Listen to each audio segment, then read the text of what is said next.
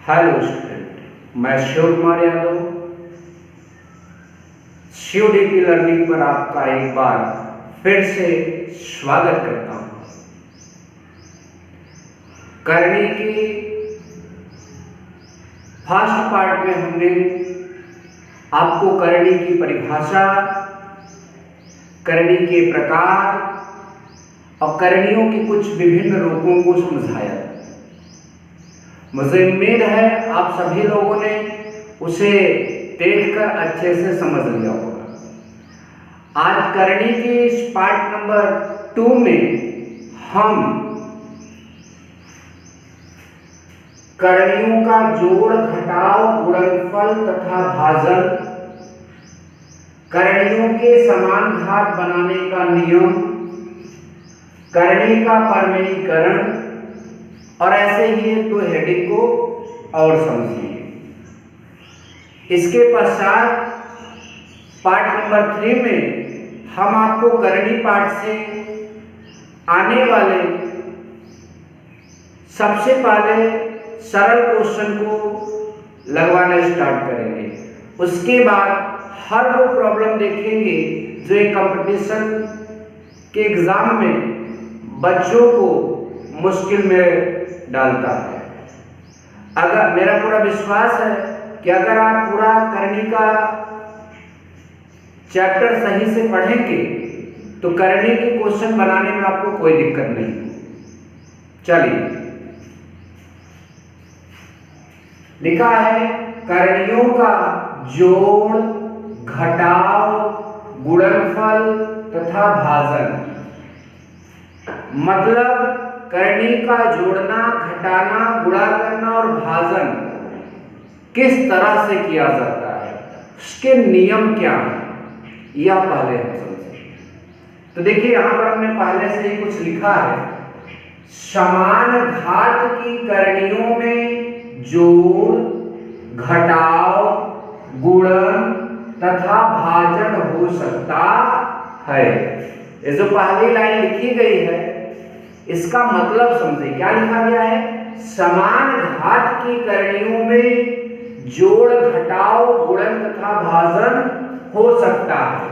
मतलब जिस करनी की घात समान होगी उन्हीं करणियों को हम आपस में जोड़ सकते हैं, घटा सकते हैं, गुणा कर सकते हैं और भाग कर सकते हैं। उसके बाद आगे लिखा है, यदि करणियों जिनका जोड़, घटाव, गुणा या भाग करना है, मतलब बता रहा है यदि करणियों, जो करनी आपको दी गई है, मतलब जिनका जोड़, घटाव, गुणा या भाग करना है, समान घात ना हो, मतलब उन करणियों की घात समान ना हो, तो पहले समान घात बनाया जाता है। मतलब उन करणियों को पहले समान घात बनाया जाता है। तो यहाँ इस हेडिंग में लिखी हर बात का मतलब यह है कि अगर करनी की घात समान रहेगी तो उनका जोड़ कर सकते हो, घटाना कर सकते हो, गुणा कर सकते हो, भाग कर सकते हो। अगर घात समान नहीं है तो ना तो जोड़ कर सकते हो, ना ही घटाना कर सकते हो और ना ही गुणा कर सकते हो और ना ही भाग कर सकते हो। मान क्वेश्चन तो देता ही है, एक करनी देगा उसकी कुछ और घात रहेगी, दूसरी करनी देगा कुछ और घात रहेगी और कहेगा हल करके बताइए। तो अलग अलग घात की करनी का जोड़, घटाना, गुणा, भाग तो हम कर नहीं सकते क्योंकि समान घात होनी चाहिए। तो ऐसा कोई नियम भी होना चाहिए जिससे हम अलग अलग घात की जो करनी होती है उनकी घात को हम समान बना सके। जी हाँ, ऐसे नियम है। करणियों के समान घात बनाने का नियम, मतलब दो अलग अलग घात की करणियां रहेंगी तो उनकी घात समान कैसे बनाया जाएगा, इस चीज का नियम। क्या नियम में लिखा है? करणियों के करनी घात का लसाअ निकालें। मतलब समान घात बनाने के लिए सबसे पहले क्या करना है, आपको ध्यान दें। सबसे पहले करणियों की करनी घात का लसाअ निकाले। सबसे पहला काम यही होगा। फिर लिखा है तथा इसके प्रत्येक करनी के करनी घात, मतलब इसके प्रत्येक करनी को यह होना चाहिए करनी घात के रूप में लिखें मतलब कि सबसे पहले सभी करणियों के करणी घात का लसा निकालें, फिर उसके प्रत्येक करणी को करणी घात के रूप में लिख दें। मतलब वो जो लस आएगा वो करणी घात के रूप में लिख दें। आगे इसके लिए प्राप्त लस में जब ऐसा करेंगे तो इसके लिए प्राप्त लस में प्रत्येक करणी घात से भाग दें। मतलब जो लस आया है उसमें प्रत्येक करणी घात से भाग दें। जितना भागफल आता है उतना ही घातांक संगत करणी के करणीगत पर दे दे। मतलब देखिए इसका पूरा मतलब यह है कि करणी दो अलग अलग करणियों की घात समान बनाने के लिए सबसे पहले करणी और दूसरे करणी का लसा ले लें। जो लसा आएगा वो दोनों करणियों की घात पर लगा दे। इतना होने के बाद पहले करणी की जो घात थी उसका लसा में भाग दे दे। जो भागफल आया यह भागफल पहले करणी की करणीगत को दे दे। करणीगत क्या होता है मैंने पिछले वीडियो में बताया था। तो जो भागफल आएगा उसे पहले करणी की करणीगत को दे दे। ऐसे दूसरी करणी की घात को लसा में भाग दे दे। जो भागफल आएगा यह भागफल इस करणी के करणीगत को दे दे। यही इसमें लिखी गई पूरी बात का मतलब है। अगर आपको यह नहीं समझ में आया तो मैंने एक उदाहरण लिखा है, इसे देखिए आपको यह बात जरूर समझ में आएगी। लिखा है इसे अंग्रेजी पढ़ेंगे क्यूब रूट 4 तथा इसे पढ़ेंगे टेट्रा रूट 5 को समान घात बनाने के लिए। मतलब इसकी घात 3 है और इसकी घात 4 है। इनको इन दोनों करणियों की समान घात बनाने के लिए क्या करना होगा? नियम देखिए, करणियों के करणी घात का लसा निकालें। तो इसकी करणी घात 3, इसकी करणी घात 4। तो सबसे पहले 3 और 4 का क्या निकलेगा? लसा। देखिए यहां लिखा है, यहां करणी घातों 3 तथा 4 का लसा क्या बनेगा? 12। सबसे पहला काम हमने यही किया, 3 और 4 का लसा निकाला, कितना आया? 12। फिर उसके बाद कहा प्रत्येक करणी के करणी घात के रूप में लिखें। ये जो लसा आएगा प्रत्येक करणी के करणी घात के रूप में लिखें। देखिए यह पहली करणी थी और यह दूसरी करणी थी।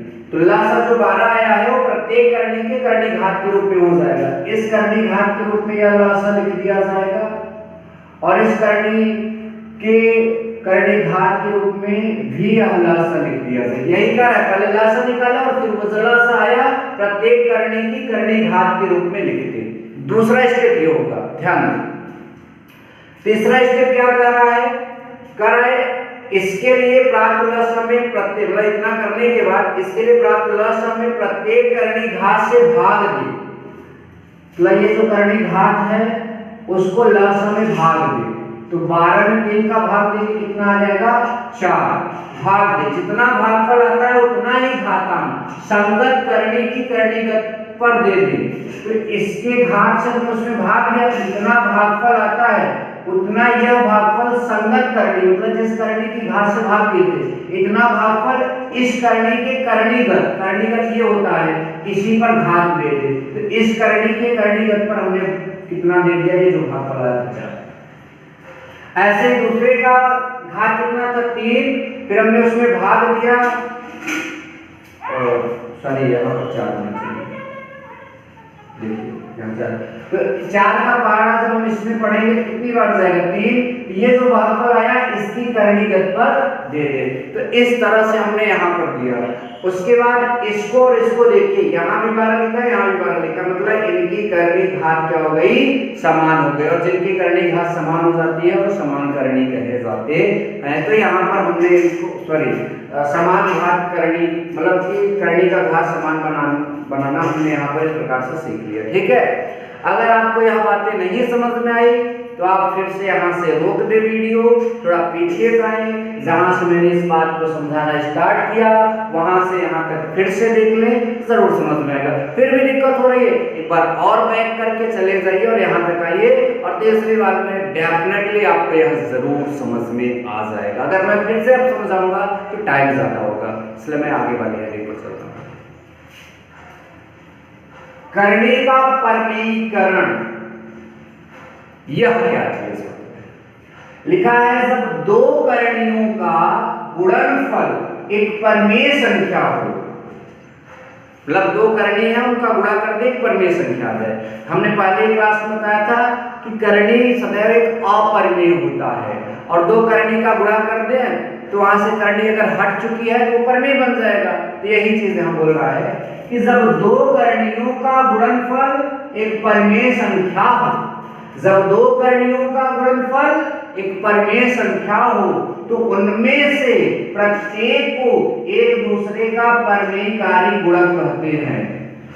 सिंपल शब्दों में समझे, दो करणी है इनका गुणा किया तो गुणनफल में जो आया वो परिमेय संख्या, मतलब वो बिना करणी वाला आया। तो अगर ऐसा है तो इनमें से प्रत्येक को, इन दोनों को एक दूसरे का, मतलब इसको इसका परिमेयकारी गुणक कहते हैं और इसको इसका परिमेयकारी गुणक कहते हैं। फॉर एग्जाम्पल हमारे पास यहाँ पर 3√2 था, उसके बाद इसमें गुणा किया गया √2 का।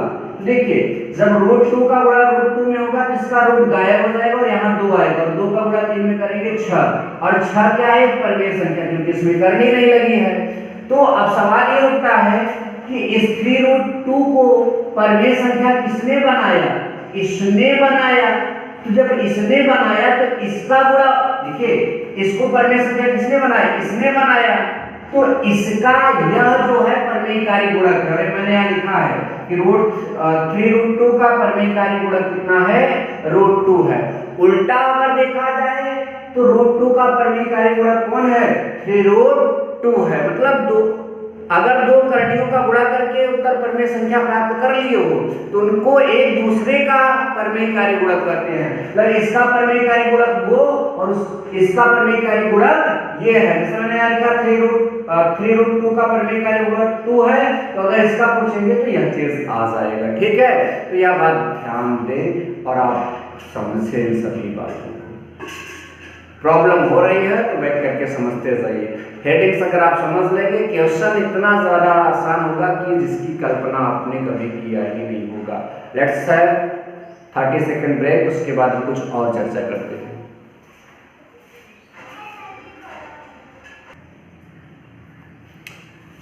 तो चलिए अब सीखेंगे संयुग्मीकरण क्या होता है, हर का परिमेयीकरण कैसे करते हैं और करणियों के नियम क्या है।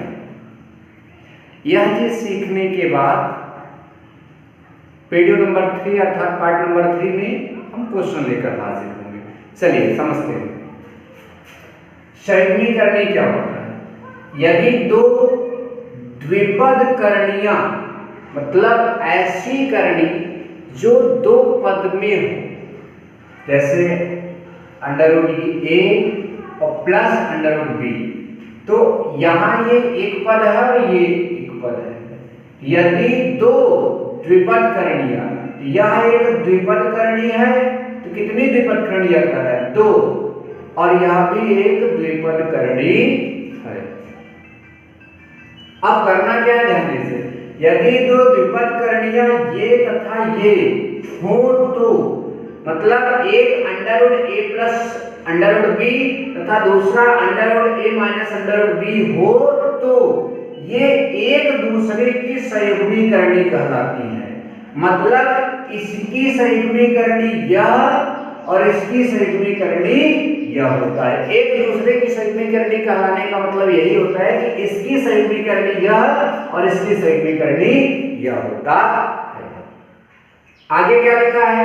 तथा इनका गुणनफल, मतलब दोनों का गुणनफल सदा एक परिमेय संख्या होती है। मतलब इसका इससे गुणा करोगे तो वह बिना करणी का कोई संख्या आएगा। मैं आपके जानकारी के लिए बता दूं, इस तरह से जो दो संयुग्मीकरणियां होंगी उनका गुणा करोगे तो a-b ही आएगा।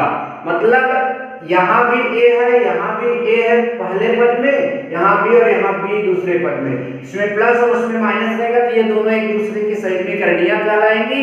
इनका गुणनफल सदैव परिमेय संख्या होगा, अर्थात गुणा करने पर a-b आएगा। एग्जाम्पल के लिए दिया गया है, अगर a की जगह 7 मतलब माइनस पहले लिया उससे कोई फर्क नहीं पड़ता, a की जगह 7 रख दिया गया और b की जगह 5 रख दिया गया।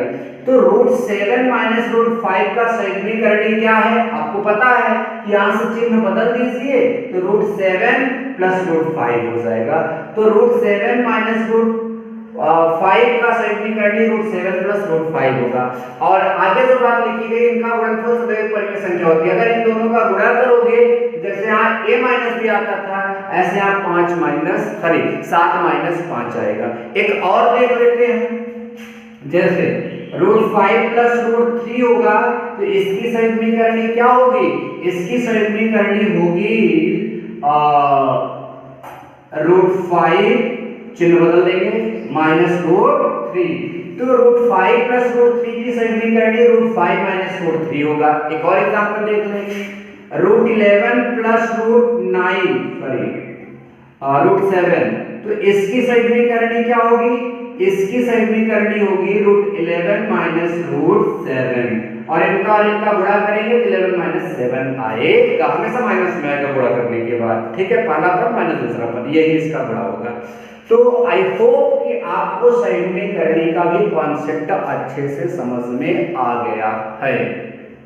अगर नहीं समझ में आता तो मैं तरीका बताता हूँ, पीछे जाइए फिर से एक बार देखिए, ध्यान से सुनिए, समझिए, उसे अपने कॉपी में नोट करें, करने का दुख दूर जल्दी ही होगा।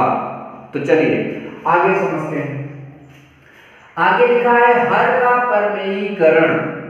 हर का परमेयीकरण, जब भी आप हर का परमेयीकरण करेंगे, परमेयीकरण का मतलब होता है कि अगर हर में करने वाली कोई चीज आई है तो उसे ही हटाना होगा और ये हट गया कि हत्या परमेयीकरण कहलाएगी। तो हर का परमेयीकरण करने के लिए हमें किन बातों का ध्यान रखना है, दो बातों का। लिखा है यदि हर में एक पदी करनी, एक पद वाली करनी, तो इसके परमेयीकारी गुणक से अंश व हर में गुणा करें। चलिए इसका उदाहरण देखते हैं।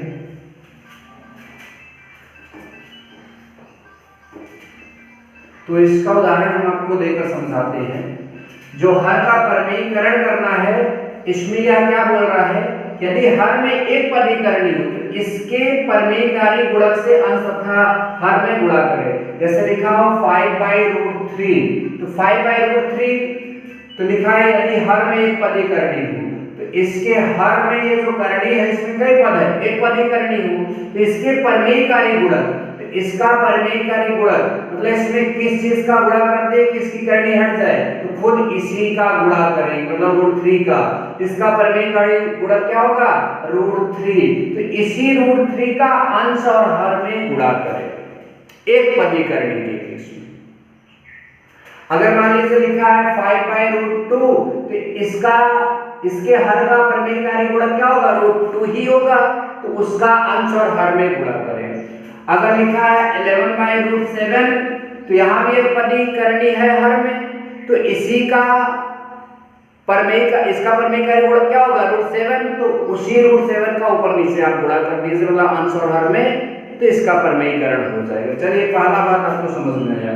दूसरा क्या लिखा है, यदि हर में द्विपद करनी हो तो इसके संयुग्मीकरणी से अंश और हर में गुणा करें। मतलब ऊपर कुछ भी लिखा हो, नीचे लिखा है √7 प्लस √5, ठीक है। तो हर में द्विपद करनी हो, एक पद द्विपद, हर में द्विपद करनी है। आगे क्या लिखा है, इसके संयुग्मीकरणी से, इसका संयुग्मीकरणी क्या होगा, √7 माइनस √5, क्योंकि चिन्ह बदल दोगे तो संयुग्मी मिल जाएगा। अब इसके पहले समझाया, ठीक है। संयुग्मीकरणी से अंश व हर में गुणा करें, इसी में गुणा करेंगे किसका, इसके संयुग्मीकरणी अर्थात √7 माइनस √5, हर में भी गुणा करेंगे √7 माइनस √5, ठीक है। तो इस तरह से अगर द्विपद करनी रहेगी तो उस द्विपद करनी के संयुग्मी से अंश और हर में गुणा करना होगा। एक पदी करनी होगी तो उसके परमेयीकारी गुणक से अंश और हर में गुणा करना होगा। यह काम कर देते हैं तो यही चीज हर का परमेयीकरण कहलाता है। अब करणियों के नियम, तो हमने 9 नियम लिखे हैं, हम एक बार इन्हें समझा देते हैं, आप इन्हें अच्छे से लिख कर इन्हें अच्छे से आप याद कर लें, ठीक है। चलिए इसे हम पढ़ेंगे यहाँ यन है तो यंथ रूट, करणी में ऐसे लिखा है तो यंथ रूट, ठीक है, हिंदी में यनवा मूल, क्योंकि मैंने आपको बताया था कि इस तरह से कोई से लिखा है तो वो बोला जाता है यनवा मूल, ठीक है। तो यनवा मूल किसका? ए का। तो हिंदी थोड़ा अटपटा लग रहा है, हम इंग्लिश बोलेंगे nth रूट ऑफ ए, और उसकी पावर क्या है? n। मतलब जो करणी की घात हो, किसी संख्या में जो करणी की घात हो और उस पूरे सिस्टम के ऊपर भी वही घात हो, तो हमेशा उत्तर यहाँ जो लिखा है वही आएगा। ये पहला नियम हुआ।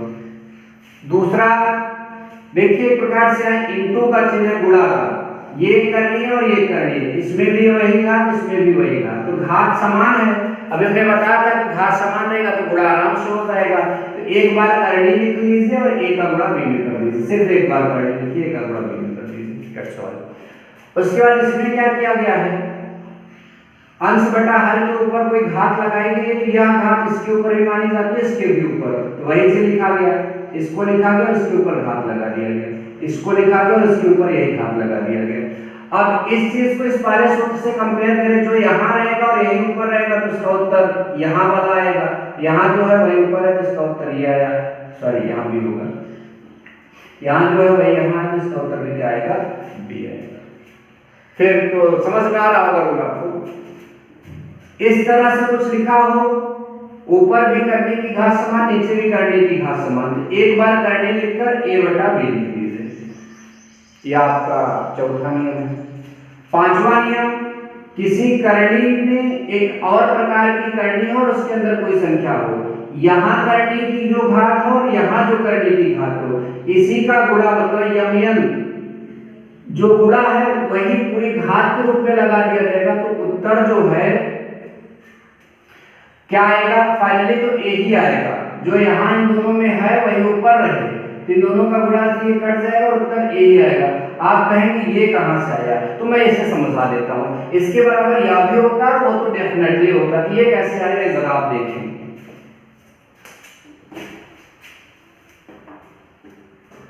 देखिए लिखा है,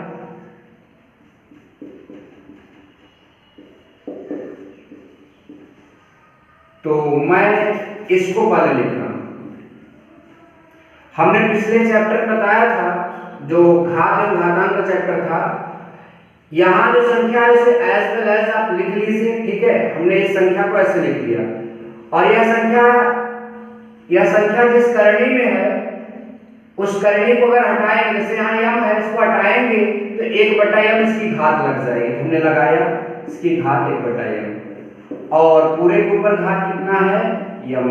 इस यम से इस यम को कैंसिल कर दीजिए, यम का गुणा इसमें होगा, तो ये और ये यही चीज ऊपर लिखा है, ठीक है, तो आप इसे याद रखें। नेक्स्ट, यहाँ यम और यहाँ यम है तो इनका गुणा करके लिख लीजिए और एक बार ये लिखिए, यहाँ यम और यहाँ यम है तो इनका गुणा करके यहाँ पर ये लिख लीजिए, ठीक है। वही चीज फिर से लिखा गया है, ये तो आएगा ही आएगा, मतलब कह रहा है कि यम को यहाँ और यम को यहाँ बदला जा सकता है, बस तो कुछ नियम है आपको याद रखने पड़ेंगे। ये क्या है जरा इसको समझिए, यहाँ यम घात और यहाँ पी घात है, ठीक है। तो फिर क्या किया गया, इसमें जबरदस्ती करनी लगाई गई, ठीक है। कौन सी करनी लगाई गई? जिसकी घात यम है। जब आप ऐसे कोई अंदर जबरदस्ती करनी लगाएंगे तो जिस घात की करनी लगाएंगे वही घात इस संख्या के ऊपर रख देंगे, तो मान में कोई परिवर्तन नहीं होता, जस्ट नियम, ठीक है। तो इस चीज को हमने यहाँ पर कर दिया, और आपको पहले से पता है इसका इसमें गुणा हो जाएगा तो यमयन, और इसका इसमें गुणा हो जाएगा तो pm, ठीक है। तो इस तरह से ये करनियों के नियम है, आप इन्हें लिख लें, समझ लें, जब क्वेश्चन आएंगे तो हम इनका उपयोग कैसे किया जाएगा भली भांति आपको सिखाएंगे।